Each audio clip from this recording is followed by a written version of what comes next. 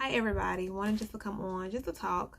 There are a lot of things that's going on with the Ahmaud Arbery murder, with Breonna Taylor, with the murder of George Floyd. I have felt every kind of emotion. I have been angry, I have been sad, I have been frustrated, and then I have been very joyful. I think this is the first time where I've witnessed where there has been a unity with people of all races, with states, with countries, to fight for the movement of Black lives. So I am so grateful. There's so much gratitude I have during this time, and that's that strength and that joy in knowing that change could come. So just wanted to talk about being a Black educator.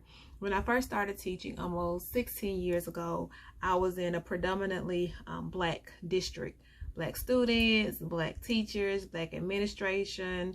If I went to a meeting, it was predominantly Black.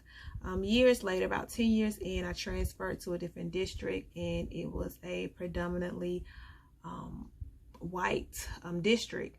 However, the school I was in was predominantly Black students. However, the teachers were mostly white teachers, predominantly white teachers. So I became the minority, and it was a game changer for me. I don't know if it was a culture shock, but it was just a big difference from what I was used to. And I was writing my book actually at the time, and the good thing is my experiences, I was able to open my eyes to a lot more, and it did allow me to write a chapter in my book. There were several chapters, but one in particular with building relationship with students, where I did touch on that race factor. So I just wanted to come on and talk to teachers about culturally responsive teaching practices, making sure that you are a cultural responsive teacher, that you are proficient. I will talk about cultural proficient continuing. I will talk about that at a later time, but I wanted just to give 6 tips to make sure that your classroom is culturally responsive. So number 1, don't teach by the race, teach to the generation. One thing that this generation loves, they love anything from talking, any kind of social aspect. Include that part in your classrooms. They love competition. They love games. If you're able to gamify your classroom, and they love any kind of stories, where they love learning through stories. And even in my book, I share a lot of real life stories, because students remember, or students are able to share theirs and connect to lessons. Number 2, when lesson planning, make sure that you are your lessons are culturally responsive. How do you make your lessons culturally responsive? That's by knowing your students, their interests, and knowing their abilities. So if you only know your students on pen and paper, you're gonna lose. You have to know what your students are interested in. And I have even had to change lessons and say, oh no, my students are they're not gonna like that. They're not gonna want to learn about this. So let me try to find something, some material that they would be more involved in and more engaged in. Number 3, develop your teaching style to accommodate students. You have to know, how do students learn best, and each class could be different. So you have to hone in on, what do my students need from me? How can I differentiate my lessons to accommodate all of my students? Number 4, oh, it's so important, because when I transitioned to my new school district, I heard a lot of those students, or they. But please adopt the pronouns of me, of mine, of our students.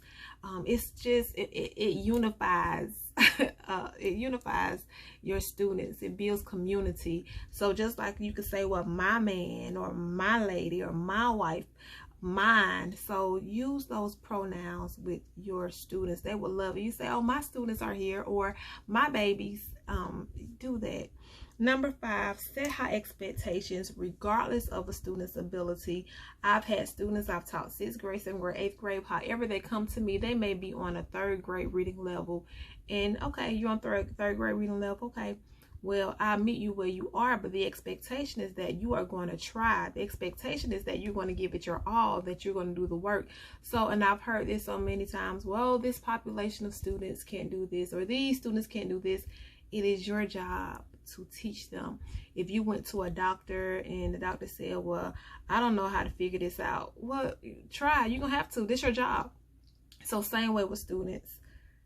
Set your expectations high no matter what. When they leave your classroom, they may not be on the level they are supposed to be on, but if they've made progress, and good progress, significant progress, then you've done your job. Last one, number 6, incorporate all cultures inside of your classroom. One with a literacy background, it was always easy for me to find material. I would go to find articles of Asian culture, of Hispanic culture. I would get books where I want to incorporate different cultures, different ethnicities, to introduce students to different sides, different worlds. So you want to make sure you're doing that. And also, don't assume students just know, let's say, a folk tale. I'll give you an example. I was observing a teacher, and in her classroom, she wanted to do, I think it was like Cinderella, but she assumed that, you know, Cinderella is a popular story, these students should know. But her lesson was on the assumption that they knew it, so she wouldn't have to tell the story. But the kids were looking at her like, I don't know what you're talking about. But she did not know her students because they were of a different background. So make sure you don't assume that students just know an American folktale. So there is a cultural shift where it's the first time in history where the majority of students are children of color. However, the majority of teachers in America are middle-aged white women.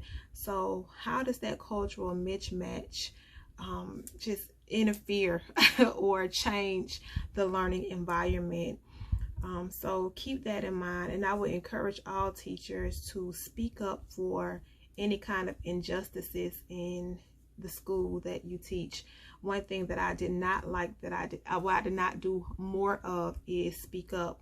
Coming from a different district to the district I was in, I saw things, I heard things, and I would kind of question it like, but I wouldn't address it as much as I think I should have. I didn't speak up for the students because I thought, okay, I'm new, I'm trying to get, acclimated, I'm trying to be friendly, and I didn't want to be that troublemaker. But however, change comes not through easy waters, but through rough water. So I would encourage you to speak up for your students. This is the time is now. I'm so grateful of the things that I'm seeing, and I just pray that it continues and continues to make a change in the world.